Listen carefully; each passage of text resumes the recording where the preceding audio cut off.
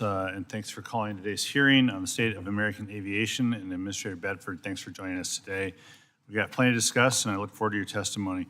Chair Nels, I just want to give you a heads up. I might be pushing the 5-minute limit on this one, so just it won't.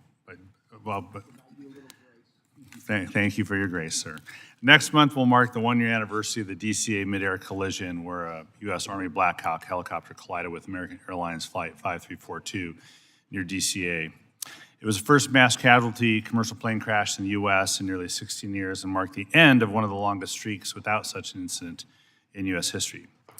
This accident is a stark reminder of the vigilance we need in pursuit of aviation safety. More can always be done to make air travel safer.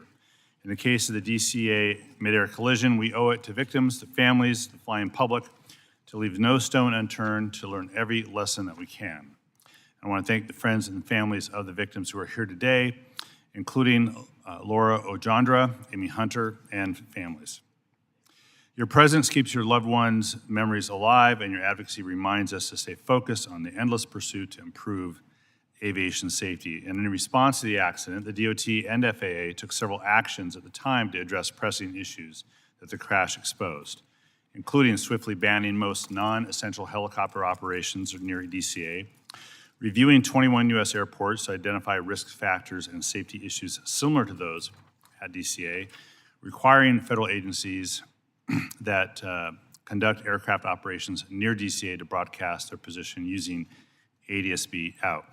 Hard questions yet remain and still have yet to be asked, but I look forward to hearing how FAA is developing the new policies, bolstering safety redundancies, and preparing for the NTSB's final report and recommendations and evaluating any systemic issues beyond the purview of the NTSB investigation. I'm committed to this effort and working with Chair Graves and Chair Nels and Ranking Member Carson and this committee to fully address the NTSB recommendations and hold the FAA accountable to those recommendations. Now, the aftermath of the accident also put a spotlight on the aging air traffic control system, or ATC system. Modernizing the nation's ATC system is long overdue. Last year, the GAO found that of FAA's 138 systems, 105 are unsustainable or potentially unsustainable. That's why T&I members from both sides of the aisle did in fact support the $12.5 billion investment in ATC and modernization and understand that additional funding will likely be needed. But before any additional investment, the FAA must show its work and be more transparent about how it's spending this investment.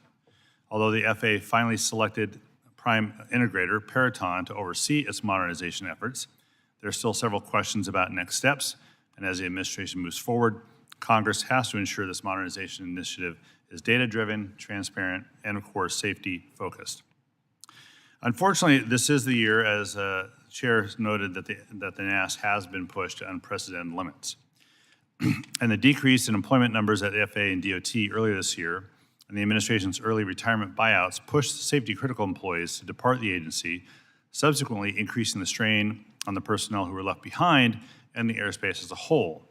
These actions also resulted in an extraordinary loss of institutional knowledge and technical expertise from the agency, making it more difficult for the FAA to meet its safety mission.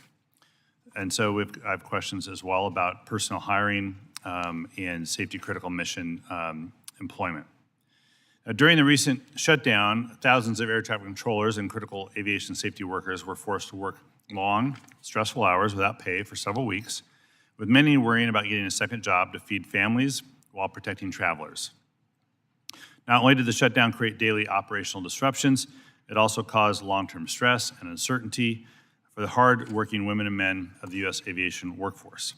The stress of the shutdown was further exacerbated by the unprecedented safety decision to quickly reduce airline flight capacity by up to 10% at 40 high-traffic airports across the country.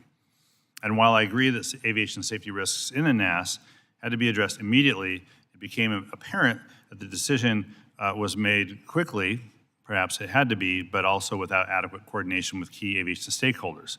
So consequently, airlines, general aviation, and other stakeholders had to make big changes to operations with little to no notice, increasing risk in the NAS and increasing other risk in the NAS.